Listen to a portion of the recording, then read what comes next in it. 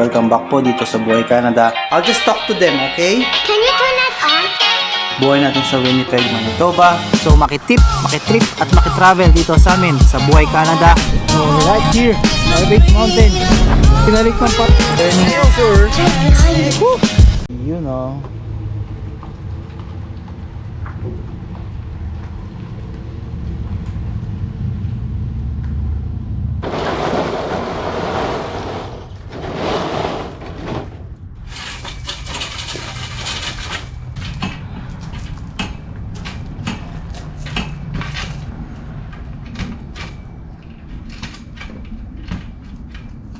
So, ayun o, tapos na yung bubong namin.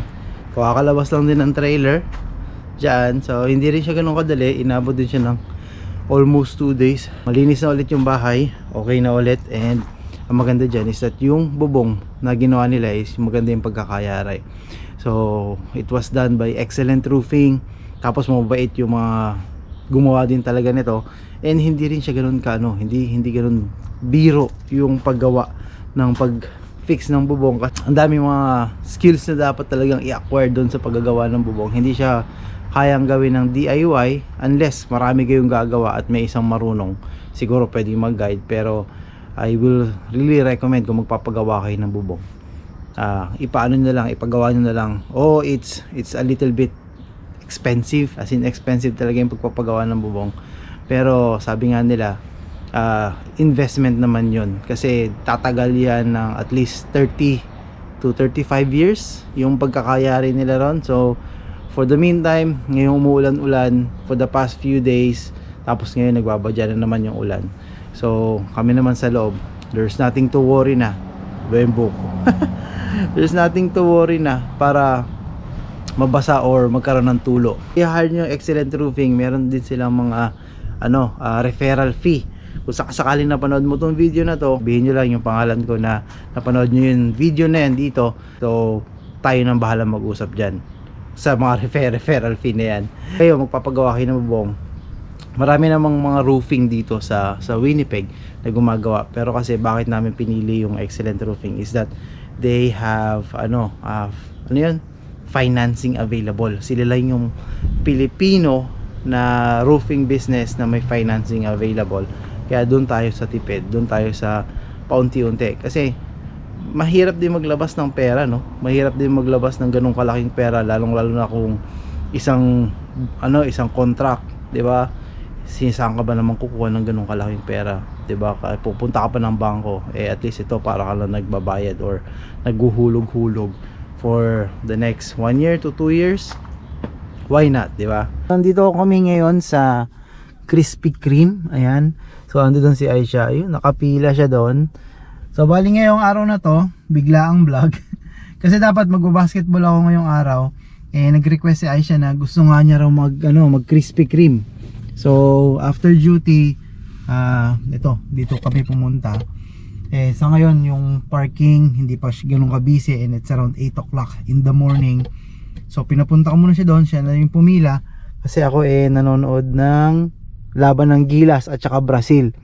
Sobrang na-excite ako dito sa laban na to, as in rank 12 World Cup versus Pilipinas na nasa rank 37. So ang ganda ng laro, lamang yung Gilas. So dito lang muna ako mag-stay. So pumabor na lang din ako kay Aisha para at least ako makapanood. So yan, bibili siya ng kanyang Krispy Kreme. Ayun. Excited na excited yung bata. So ayan, meron na ditong Krispy Kreme sa Winnipeg at sa ngayon ang daming pumupunta. Ang tanong, ilang box ang bibili ni Aisha? Sa asawa ko, pinapila ko dito. Umayag siya. Yeah. Ano sabi mo? Punta ka rito. Wala na, nagtitrade lang ako. Napapila ka pa.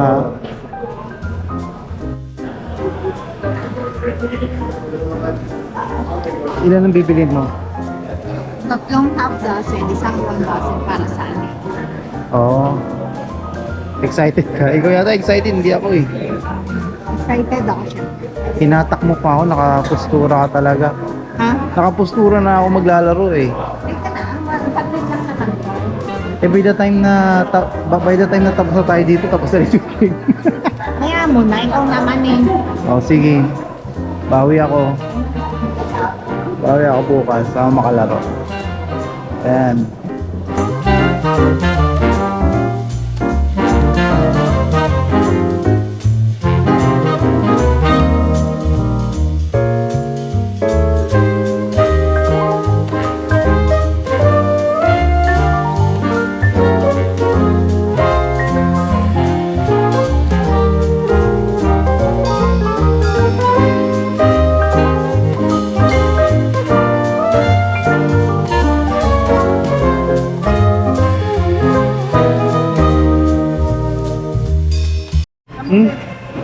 Ito na po yung binili niya. Naging 3 dosena, tapos isang half dozen. So yan, alis na po kami dito.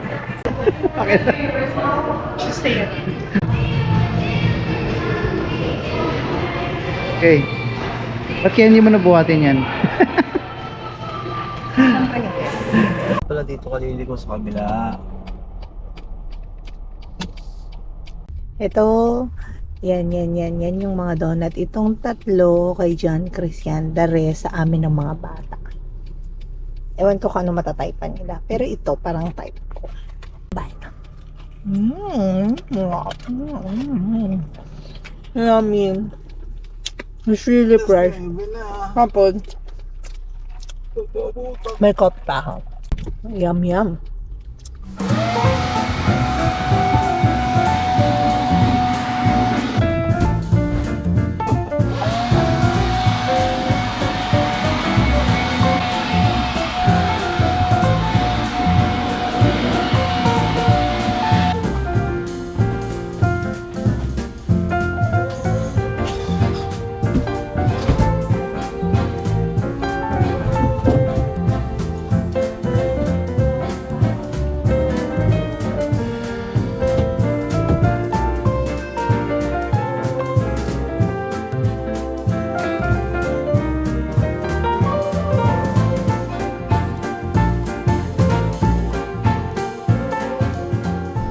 Yun o, tingnan mo na yung bubong namin. Ang ganda na brand new, bagong bubong.